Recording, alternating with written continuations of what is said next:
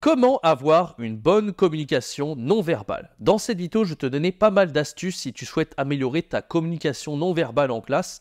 C'est extrêmement important pour tes apprenants, tu le sais.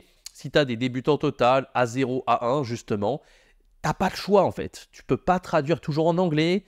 Si ton niveau d'anglais en plus il est limité, ouais, on se demande comment faire. Dessiner, t'es peut-être pas le meilleur dessinateur au monde. Alors la communication verbale, non verbale, pardon, c'est vraiment le truc le plus important à la fois pour donner des cours de qualité, te faire comprendre davantage avec tes apprenants et en ligne, ça t'aidera tout simplement à être un meilleur prof, augmenter tes tarifs et réussir comme prof de FLE à partir de zéro. N'hésite pas à laisser un bon like, à t'abonner, à activer la cloche sur cette chaîne. Je propose du contenu chaque semaine pour aider les profs en herbe à se lancer depuis zéro et à vivre de leur passion comme digital nomade de FLE. Et un bon like pour toi, c'est pas grand chose, c'est juste un petit clic de la souris, ça aide énormément cette chaîne. Merci beaucoup. Et avant de commencer, profite de la promo jusqu'au 28 mars du catalogue de FLE à moins 110%. C'est toutes les promos qui sont en promotion, toutes les formations en promotion. Et on a de tout. On a pour gagner en compétences, trouver des élèves, se démarquer de la concurrence, etc., etc. Je t'invite à prendre connaissance de tout ça dans le premier lien dans la description. Ne t'en prive pas. Allez, c'est parti. Donc, communication non verbale, comme je t'ai dit, extrêmement important. Je viens de t'expliquer un petit peu pourquoi dans cette introduction.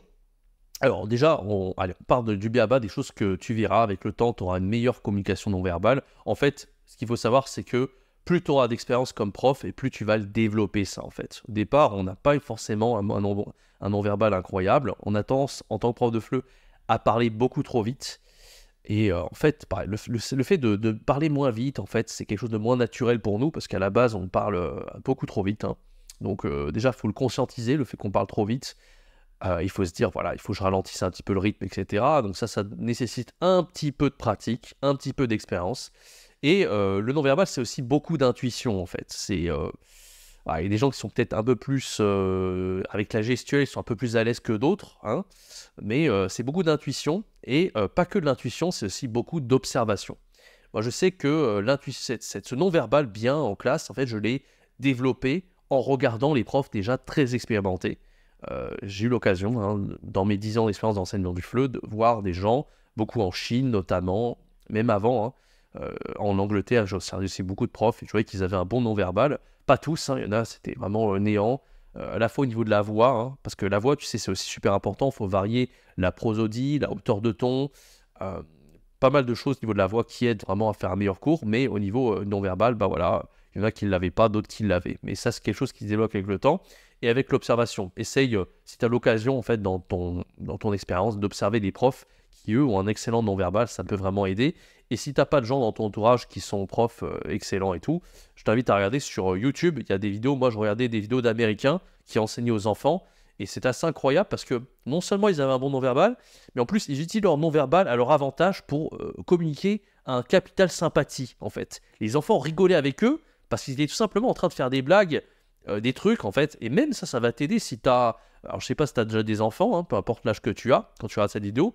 Moi, par exemple, je sais que quand j'aurai des enfants, je vais utiliser ces techniques de non-verbal, de communication non-verbale, pour arriver à transmettre davantage de capital sympathie, en fait. Et ça, c'est super important pour faire des super cours, justement. D'accord? Ensuite, vraiment le plus important, on rentre vraiment dans le vif du sujet, c'est de te mettre à mort dans la peau des apprenants. Ça, c'est un truc qu'on oublie, parce qu'au début, quand on fait des cours, on a peur, on a notre ego qui est mis en jeu, on a peur de faire des cours pourris, etc.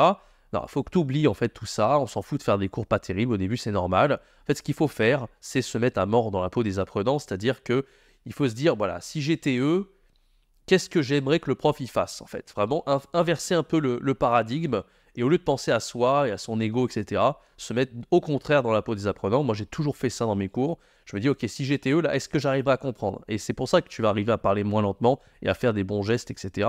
C'est que tu auras une bonne énergie parce que tu vas absolument que le message il soit bien transmis à tes apprenants. Donc, vraiment se mettre dans leur peau. Imagine que c'est toi qui apprendrais le français et non l'inverse, ok? Ensuite, il y a une petite règle que je vais appeler la règle des deux sens. Alors, ça n'existe pas, c'est ce que je viens d'inventer pour cette vidéo.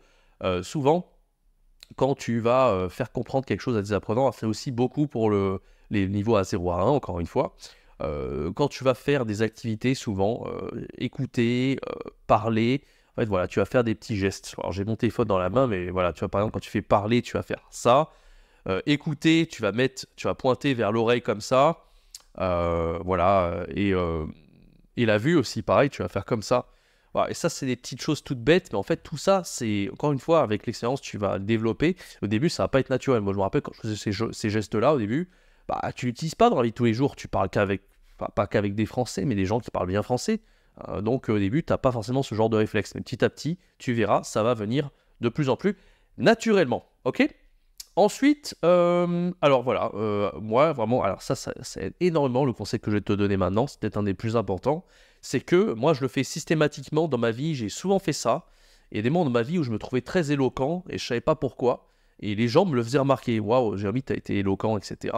Et en fait, c'est parce que je prenais exemple sur des gens qui sont eux-mêmes très charismatiques, très éloquents, pas simplement pour les cours de FLE, mais je t'invite vraiment à le faire pour les cours de FLE. C'est qu'en fait, bah ouais, il y a des gens que j'admire comme ça. Moi, j'ai toujours eu des modèles, des gens que j'admire voilà, de manière générale. Voilà, je te demande pas d'avoir les mêmes, hein, mais bon, peu importe. Et en fait, à force d'écouter ces gens, en fait, j'essaie de calquer un petit peu leur manière de poser les mots, de parler, etc. Et je me rendais compte que quand je le faisais, que ce soit pour les cours de FLE ou de manière générale, bah, les messages étaient beaucoup mieux transmis, en fait. C'était beaucoup plus agréable pour un auditoire d'écouter tes messages quand eh bien, tu as une bonne élocution. Mais des fois, cette élocution, bah, tu l'as pas naturellement. Enfin, tu parles de manière naturelle, ta voix est un peu monotone, mais quand tu t'inspires vraiment des gens, cette capacité un peu à imiter les gens charismatiques, ça t'aide aussi à avoir un bon charisme et une bonne élocution. Ok ? Voilà. Et sinon, bah, les astuces classiques, essayer de faire du théâtre, faire des vidéos YouTube, tu vois, comme moi. Le fait de passer toujours devant la caméra, bah, à force, on devient à l'aise et ça t'aide aussi pour les cours à être un peu plus à l'aise et bien dans ta peau. Alors, j'espère que ça t'aura plu. N'hésite pas à laisser un bon like, à t'abonner, à activer la cloche. Profite également de la promo jusqu'au 28 mars du catalogue de formation à moins 110% de réduction. Il y a plein de formations. Je parle notamment de cet aspect élocution, pas mal, dans la formation Maître à outils FLE, si je dis pas bêtise. Ah non, pardon, c'est la formation Devenir un expert du FLE débutant pour être super à l'aise au niveau A01. Je t'invite à en prendre connaissance. C'est le premier lien dans la description. Quant à moi, je te donne rendez-vous très bientôt pour une prochaine vidéo, un prochain podcast. C'était Jérémy. Ciao, bye bye.